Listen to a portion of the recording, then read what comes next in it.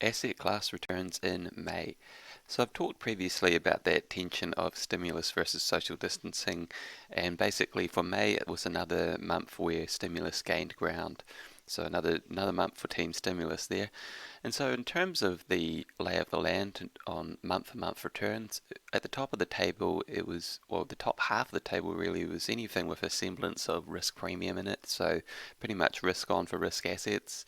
At the very top of the table was commodities, MLPs. That's very much linked to what happened with crude oil. Crude oil actually closed May about $35, and that's up significantly from an April close of just over $18. So pretty significant turnaround there, and actually across the rest of commodities they did pretty well also. EM sovereign debt doing very well too, and frontier equities. Um, a lot of those, yeah, the top few there, EM sovereign and frontier and commodities, all very much linked together with the commodity story. Same thing with global listed infrastructure. US equities about middle of the table in terms of the risk assets there. Emerging market equities was sort of the outlier there on the downside, not managing to make the same kind of ground as their debt counterparts, EM debt counterparts. Down the bottom of the table was basically low risk yield assets. Obviously, with yields very low levels, the running yield is very minuscule, if at all, and so and then in terms of price, not much happening either. The other one down at the bottom there was global REITs, which is just continuing that sort of significant hit that REITs have taken in this particular environment.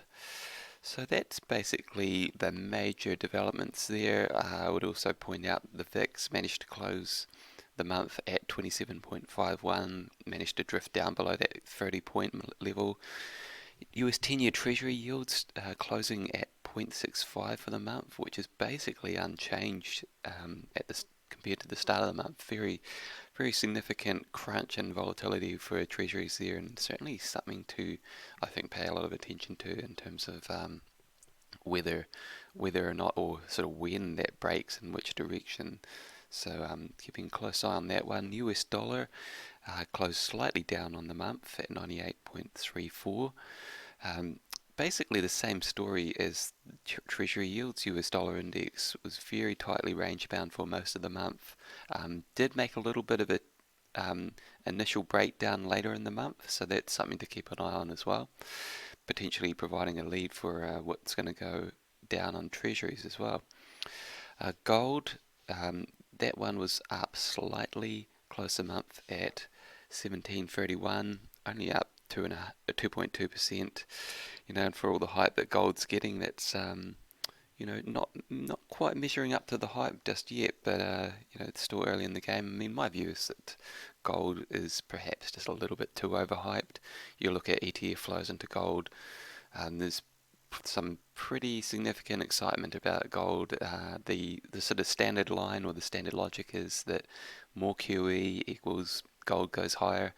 I'm not entirely sure about that because, if you think about QE, if QE actually works, it improves inflation, growth expectations, dampens risk appetite, dampens risk sentiment rather.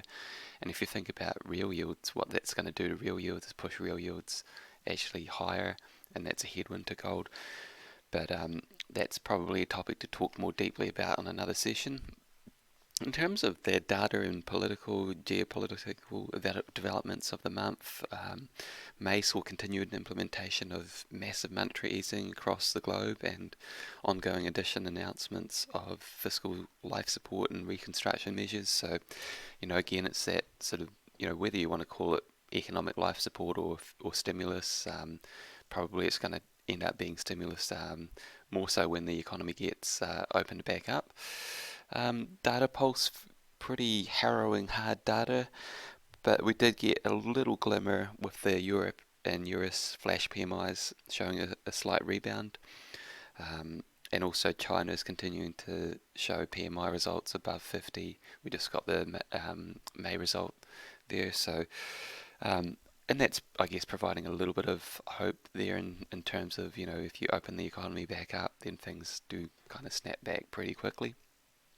Geopolitics starting to be, something that's of increasing concern, particularly with the deterioration of US-China relations. A lot of noise there and bluster, but as yet, the trade deal phase one remains on life support. Don't, yeah, apparently so far, neither side is willing to pull it or pull the plug on that yet. So that would be pretty much the key themes there. In terms of where we head to next, it's been a pretty significant snapback. I think we've priced out some of the panics, some of the doomsday scenarios, and that kind of leaves us still with this tension of stimulus versus social distancing. It's kind of like we've got a big stimulus tailwind, but then we're not out of the woods by any means yet either. So I think the big um, major part of the rebound gains has already been banked, and from here it's probably going to be more of a range trade. I think that there's just lots of potential uh, event risk, geopolitical risk, political risk, and there's the risk of wave two, but at the same time, I'm quite constructive medium term, so 3 to 5 year view. So it's yeah, I think we're in for a period of ranging and probably less vigorous returns, definitely relative to the last couple of months.